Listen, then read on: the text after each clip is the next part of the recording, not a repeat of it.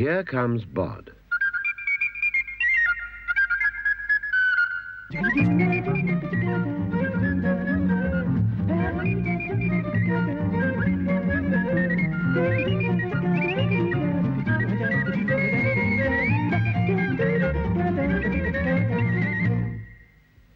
Bod's in bed.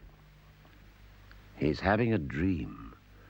And in the dream, he's eating a large bowl of strawberries and cream.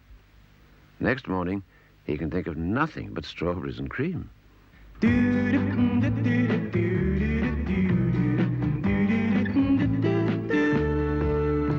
Along comes Frank, the postman, with a letter for Bod.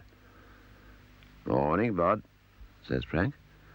But Bod doesn't see or hear him. He wouldn't have noticed if an elephant had been the postman. He's in such a daydream about the strawberries. "That's funny," says Frank. "What can Bod be thinking about?" And he's so curious to know that he can't help following him.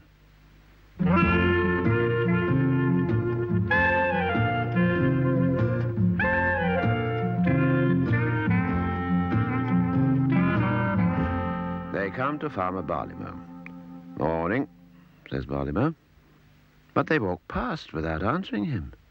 Bod's so busy thinking about strawberries, and Frank's so busy thinking about what Bod can be thinking about, they wouldn't have noticed if Barleymow had been a scarecrow. "Well, I never," says Barleymow. And full of wonder, he follows them.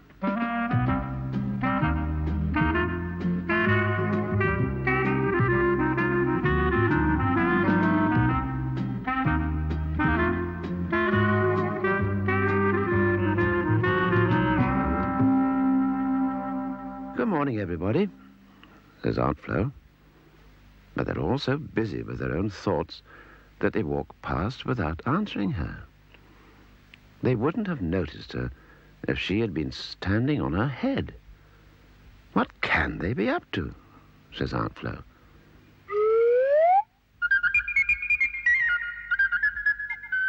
And lost in thought, she follows them.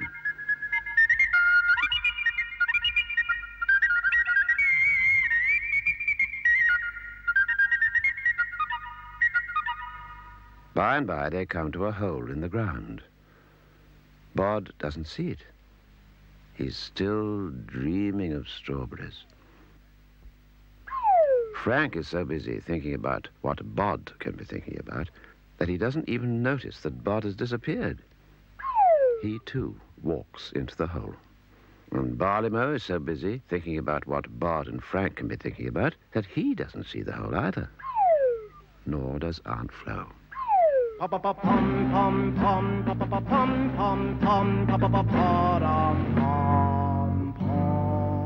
Then along comes P.C. Copper.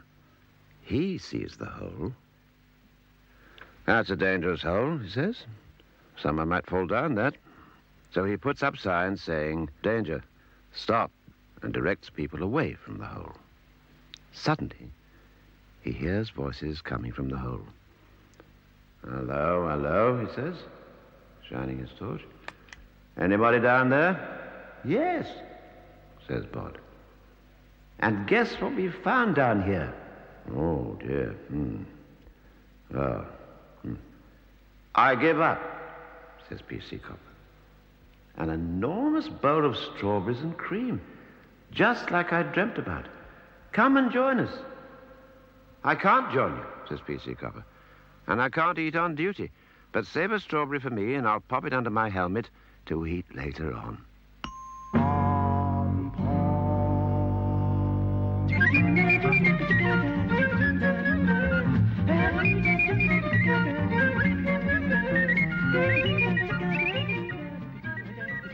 There goes Bod. And here comes... what? It's something that's used at night. Now can you see what it is? A torch. In the dark, a torch beam just lights up parts of things. Now, can you tell what this is part of? What's got a top like that? A bicycle. And there's something else there. What do those wheels belong to? A pram.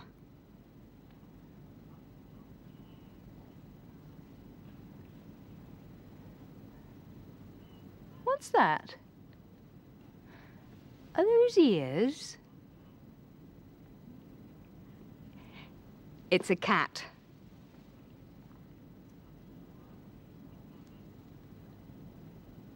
It's gone into the night.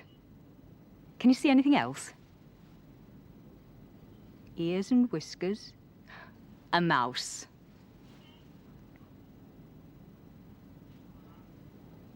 It's gone.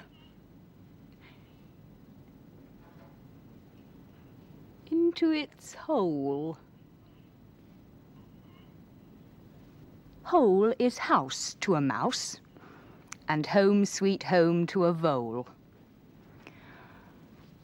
A hole is not for a moose or a seal, but for a mole, a hole's ideal.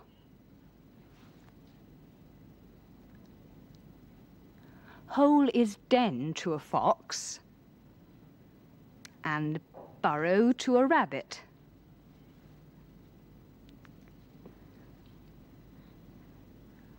But it's not for us, says the rhinoceros.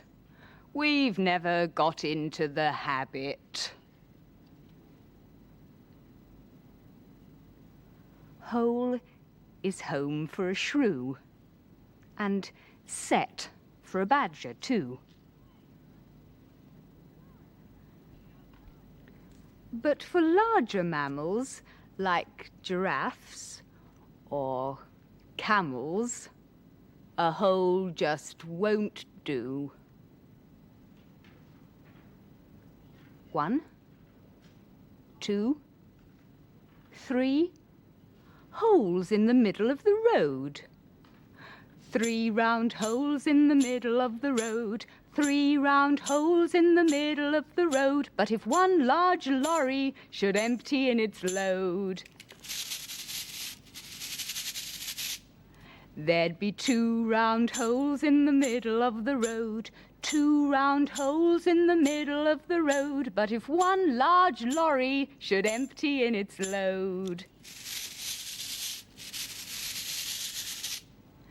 there'd be 1 round hole in the middle of the road. 1 round hole in the middle of the road. But if one large lorry should empty in its load, there'd be no round holes in the middle of the road.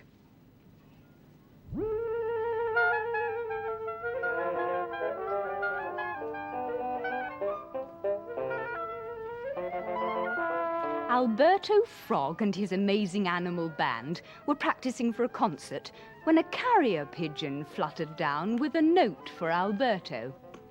It said, "Animal band to report immediately to the Queen of Elsewhere." The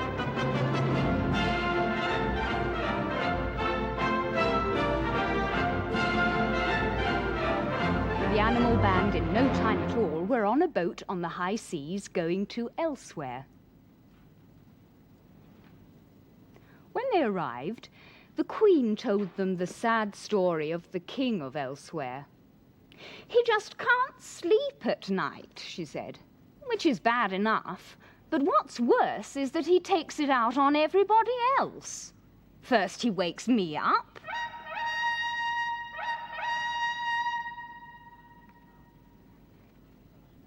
and then he wakes up the cook.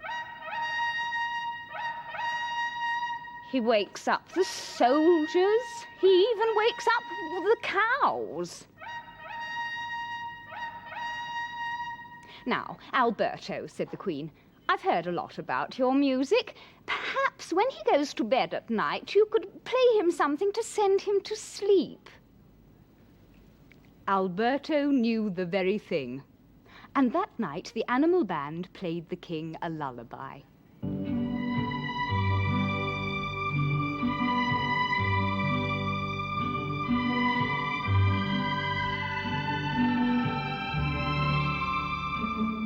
As they played, the king started to nod.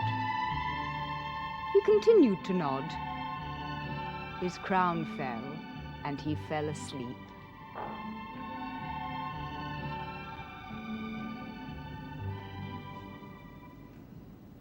Next day the king was thoroughly refreshed and in very good spirits. He ruled very well all morning, signed all sorts of letters and issued all sorts of commands. Then, after an enormous lunch, he said to the Queen, I feel like having a sleep again. Call that frog fellow in and have him play me to sleep.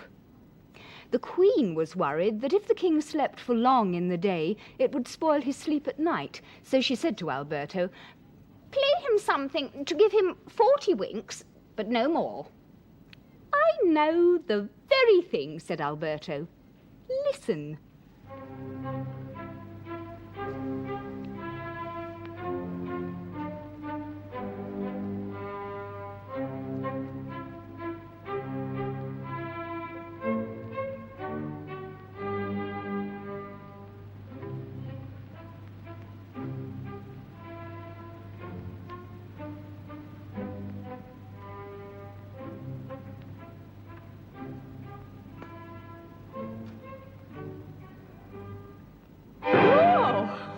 Said the king, waking up. Amazing what 40 winks will do. Now for some more ruling. How can I possibly thank you, said the Queen. Name anything, however valuable, and it shall be yours. Well, said Alberto. The squirrels knew what he was going to ask for. The cats knew what he was going to ask for. The badger knew what he was going to ask for. Well, he said, I wouldn't say no to a milkshake. Any particular flavour? Said the Queen. I bet it's raspberry, said the badger. I bet it's lime, said the cats. I bet it's vanilla, said the squirrels. Chocolate, please, said Alberto. And they all got a surprise.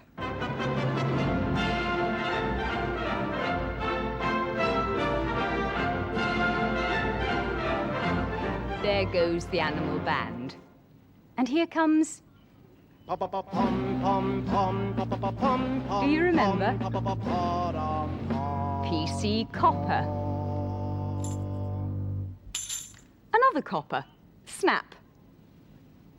Bod and Frank the postman. Now that's not Snap, that's two different pictures. You say Snap when you see two pictures the same. Bod and Farmer Barleymow. No, that's not Snap. Bod and Copper, no. Bod and Bod. Bod on one side and Bod on the other. So that makes Snap.